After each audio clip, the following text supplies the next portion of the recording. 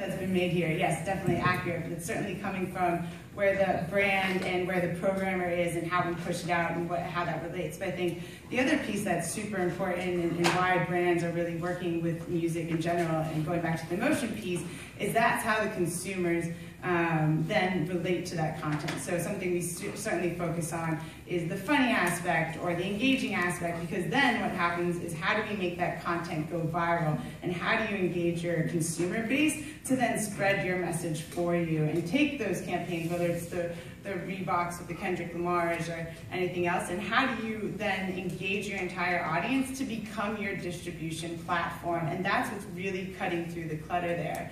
And I think you can work with established artists, which is something that is obviously will work well, and there's a lot that goes into that too. And I think there's just so much opportunity for the brands going back to the emerging artists platform, and really, because there's something incredibly, you get street cred, right? When you can break an artist and you can show your support for them, and I think that also gives you the flexibility to have that multi-platform access to that content that you can custom create with the artist too.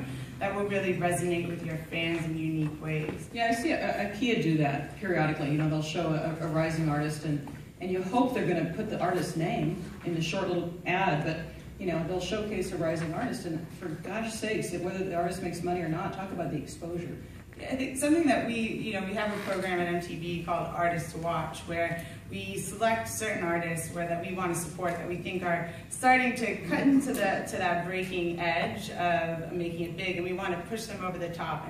And so we'll do custom content shoots with them that will live across our platforms and social experiences, and then we'll integrate them into our shows so that you can actually hear them, and we'll do tracks on the bottom. And something we're actually testing out this evening just to give exposure to those artists in a much bigger way is we're working with Shazam, so that you can Shazam the experience, you get custom content from this artist, and how do we tap into everyone who's ever Shazammed that artist or a similar artist before one of our shows, and kind of give exposure to those artists in new ways. And that's something that we're really working on with the musicians themselves and with the brands to kind of have that like infiltrated access to content that really, going back to Kelly's point, finds the consumers wherever they are. Absolutely. Yeah, that's what we actually, our AT&T initiative. Obviously, AT&T is a major brand, yes. And we're not going down the path necessarily of associating